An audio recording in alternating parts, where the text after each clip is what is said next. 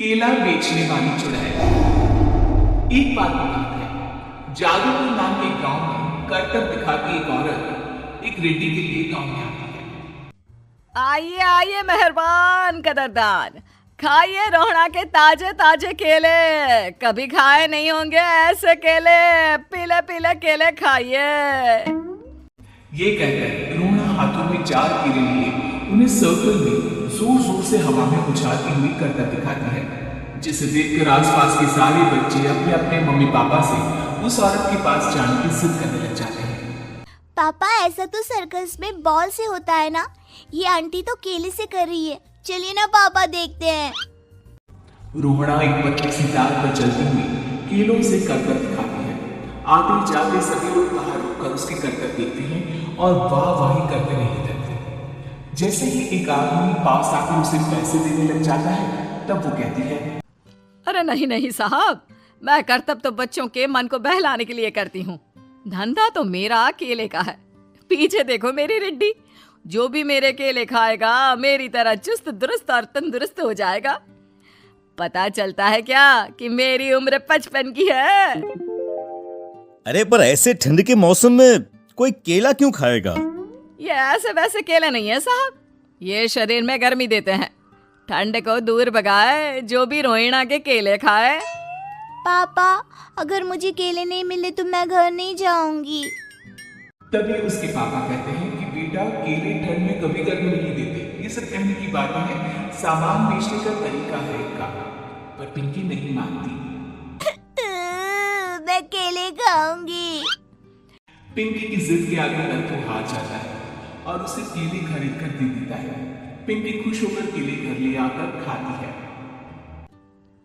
अब मैं भी करतब करूंगी, कितना मजा आएगा। जादुई केले। पिंकी पहला केला खत्म ही नहीं करती कि वो बेहोश हो जाती है। दूसरे केले से एक काला धुआं आता है और रोहड़ा चुड़ैल बनकर बाहर निकल आती है। मेरे भूतिया केले बच्चे न खाए, ऐसा हो ही नहीं सकता। जादूपुर वालों, कब तक बचोगे? आ गई हूं मैं रोहड़ा, जिसका कोई नहीं कर सकता सामना। रोहड़ा पिंकी को गोद में उठाकर काले धुएं में कहीं गायब हो जाती है। शाम के वक्त नत्थू घर लौटता है और पिंकी को घर में ना पाकर उसकी माँ से कहता है, माँ पिंकी कहाँ है? अरे बेटा, उसे तो तू सुबह करतब दिखाने ले गया था ना, फिर कहाँ वापस आए तुम दोनों? मुझे लगा तू उसे अपने साथ मंडी ले गया होगा। हे भगवान, मेरी बच्ची कहाँ गई? मैं उसे घर ही तो छोड़कर गया था माँ।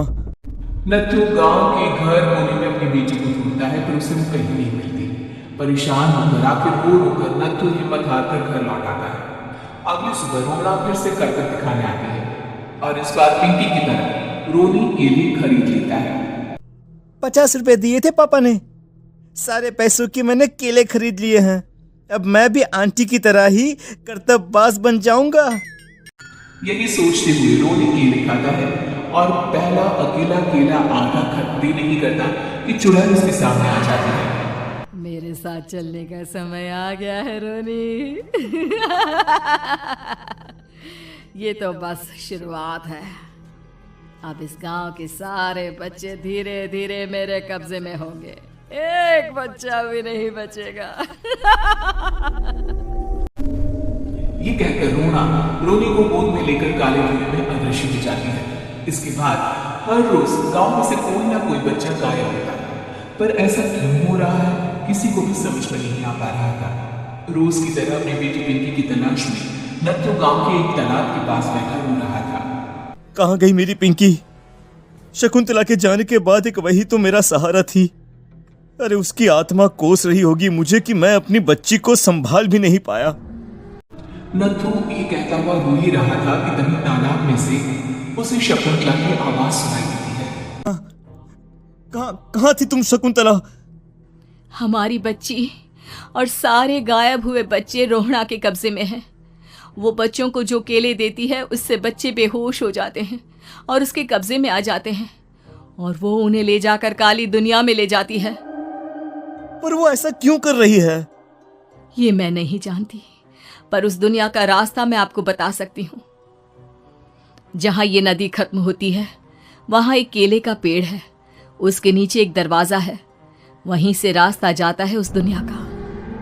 ये कहकर शकुंतला की आत्मा गायब हो जाती है। गांव के सभी लोग झूठ बनाकर उसी रास्ते से काली दुनिया में चले जाते हैं और वहां देखते हैं कि सारे बच्चे वहां काम कर रहे थे।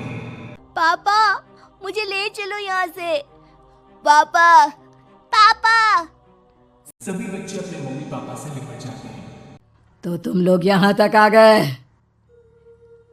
क्यों हमारे बच्चों को पकड़ लिया तूने? तुझे शिकार ही बनाना है तो ले, हम सब आ गए हैं, हमें खा ले। नहीं, मुझे बच्चे चाहिए। मेरे बच्चे के बदले तुम लोगों के बच्चे। क्या मतलब? मैं इसी गांव में रहने वाली एक औरत थी। केले की चोरी के इल्जाम में मेरे बेटे को गांव वालों ने इतना मारा कि वो मर गया। उसी दिन मैंने ठान लिया कि गांव वालों का भी वही हाल करूंगी। कुछ दिन बाद बेटे के चले जाने के दुख में मैं भी मर गई और मेरी भटकती आत्मा एक चुड़ैल बन गई। और फिर मैंने बदला लिया तुम सबके बच्चे छीनकर। बर्दाश्त नहीं कर पाए ना?